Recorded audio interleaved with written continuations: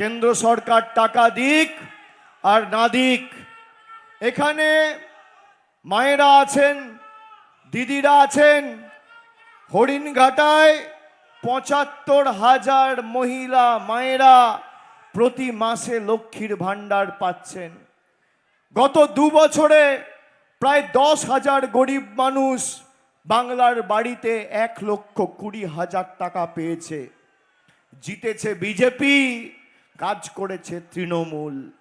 তৃণমূল হারার পরেও যদি এখানে আপনাকে ৭ থেকে ১০,০০০ গত ২ বছরে বাড়ি দেয়, রাজীব বিশ্বাস জিতবে।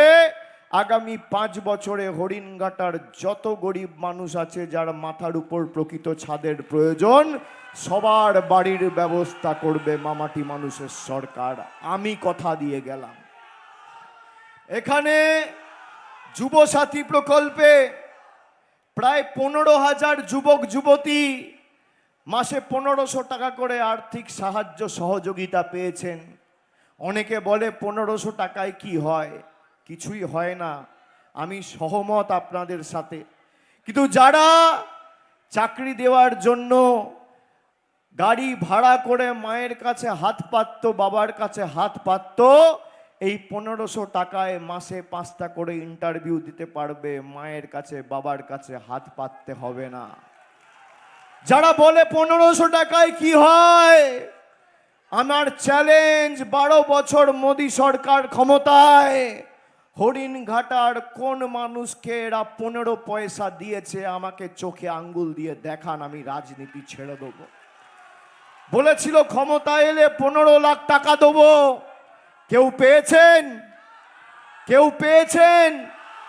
উল্টে মতুয়া ভাইদের অপমানিত, বঞ্চিত, এমন কি লাইনে দাঁড় করিয়ে সব বৈধ নথি থাকার পরেও গায়ের জোরে তাদের নাম কাটা হয়েছে।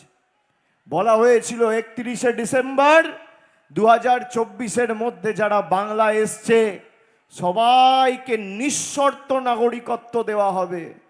তারপর দেখা গেল বছরের পর বছর, কেউ ১০০ বছর, কেউ ২০০ বছর ধরে, কেউ ৬০ বছর, কেউ ৭০ বছর ধরে এই মাটিতে রয়েছে। গায়ের জোরে নরেন্দ্র মোদী আর অসীম সরকার আর শান্তনু ঠাকুরের সরকার এই মতুয়া ভাইদের নাম কেটেছে। তৃণমূল কংগ্রেস আপনাদের পাশে দাঁড়িয়েছে, যাদের নাম লজিক্যাল ডিসক্রিপেন্সিতে ক্লিয়ার হয়েছে।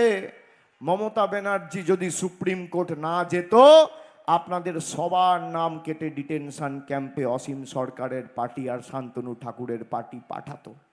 এবিপি আনন্দ, এগিয়ে থাকে, এগিয়ে রাখে।